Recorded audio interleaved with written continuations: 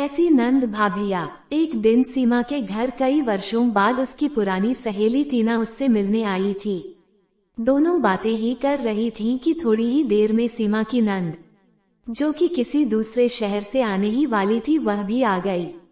उसके आते ही सीमा के बच्चे बड़े खुश हो गए कि बुआ आई है और हमारे लिए हमेशा की तरह आज भी कुछ खाने को लेकर ही आई होगी। फिर जब तक उनकी बुआ ने बच्चों को उनकी पसंद की चीजें बैग में से निकालकर नहीं दी, तब तक वे अपनी बुआ को घेर कर खड़े रहे। यह सब टीना देख रही थी। सीमा ने उससे पूछा, इस तरह क्या देख रही है? मेरी नंद बच्चों को बहुत प्रिय है। जब भी आती है बच्चों के लिए कुछ न कुछ विशेष तौर पर लेकर आती है। यही नहीं, बच्चों की उनसे पटती भी खूब है, इसलिए बच्चों को उनके आने का इंतजार बना ही रहता है।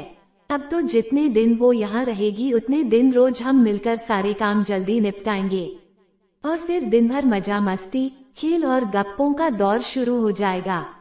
ये सब सुनकर टीना बोली, तू कितनी किस्मत वाली है कि तेरी नंद इतनी अच्छी है। मेरी नंद तो साल में एक बार ही आती है, पर क्या बताऊं, उसके आने के बाद तो हमारे घर का माहौल ही बदल जाता है। मेरे बच्चे बुआ का नहीं, उनके बच्चों का इंतजार करते हैं, क्योंकि उनके साथ खेलना होता है। उसके आने के बाद मैं तो काम वाली बाई बनकर रह जाती हूँ।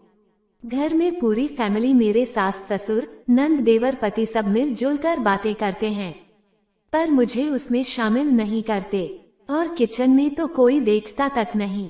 बस बाहर से ही ऑर्डर कर देते हैं कि मनु आई है तो उसकी पसंद का ही खाना बनाओ। मेरी नंद और सास बाजार या अन्य कहीं घूमने भी जाते हैं, पर मुझे बताते तक नहीं कि कहाँ जा रहे हैं, कब आएंगे। यहाँ तक कि हमारे घर की साल भर की सारी प्लानिंग भी मेरी नंद ही करती है। अभी हमारे घर में रिनोवेशन का कार्य शुरू होने वाला है, ऐसा मैंने सुना है। यह भी मुझे बताया नहीं किसी ने। उसका डिजाइन भी वही सिलेक्ट करेगी। कहने को तो मेरा ससुराल मेरा घर है, पर मुझसे किसी बात की राय तक नहीं ली जाती। दूर बैठी मेरी नंद ही सब तय करती है। मेरे पति भी इस मामले में कुछ नहीं बोलते। नंद का तो अपने ससुराल और मायके दोनों पर राज चलता है, और मैं आज भी ससुराल में अपने आप को अजनबी ही समझती हूँ। टीना की कहानी में तो शादीशुदा नंद ने भाभी के घर में दखलंदाजी की, पर दूसरी ओर रीना की कहानी सुनिए। उसकी नंद घर में ही है। उसकी शादी हो चुकी थी, पर किसी कारणवश उसका तलाक हुआ और अब तो मायके में ही रहती है। यहाँ तो हालत और भी गंभीर है, क्योंकि नंद के साथ सहानुभूति भी है, जिस कारणवश घर में रीना को तो किसी भी कार्य में कोई महत्व दिया ही नहीं जाता है। ऐसा कई घरों में होता है। जब बेटी घर में हो तो बहू को अनदेखा किया जाता है, उसे कभी सराहा भी नहीं जाता, और तो और कोई बहू की तारीफ कर दे तो सास यह जरूर कहती है कि मेरी बेटी भी कुछ कम नहीं है। पर ये औरतें यह क्यों नहीं समझती कि आखिर बहू या भाभी भी एक इंसान है। कभी कभी उन्हें भी लगता है कि ससुराल वाले हमें बेटी जैसा भले ही न समझें, पर कम से कम घर का एक सदस्य समझकर कुछ तो अच्छा बोल लें।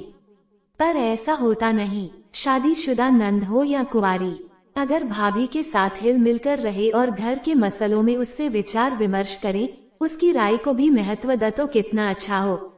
मनमुटाव भी नहीं होगा और रिश्तों में कड़वाहट भी नहीं आएगी। कई नंद भाभियां ऐसी भी हैं जिनका एक दूसरे से इतना लगाव है कि कई बार नंद को अपनी भाभी की बात व्यावहारिक तौर पर सही लगती है और माँ का तर्क गलत तो वह अपनी माँ को समझाइश भी देती है। यह सास बहू में भी मधुर रिश्ता बनाने का सुंदर कार्य करती है, और सहेली या बहन जैसी नंद भाभी को सर्वथा प्रिय होती है। पर कभी कभी कुछ घरों में उल्टा भी होता है, जहाँ भाभी बड़ी अकड़ में रहती है और नंद यह सोचती है कि मैं अपने मायके जाऊं या नहीं, अर्थात नंद का व्यवहार सौम्य हो तो भाभी का भी व्यवहार वैसा ही होना चाहिए, क्योंकि ताली तो दोनों हाथों से ही बजती है। किसी भी रिश्ते में मधुरता तभी आती है जब दोनों तरफ से खुशबू बिखरी हो। नंद और भाभी दोनों ही खुले विचारों वाली होनी चाहिए, तभी परिवार में खुशहाली आती है। अब एक बार आप अपने स्वयं का परीक्षण जरूर कीजिएगा कि आप एक अच्छी नंद या अच्छी भाभी हैं या नहीं। अगर आपका भी मन साफ और सच्चा है तो प्लीज वीडियो को लाइक और चैनल को सब्सक्राइब जरूर करें।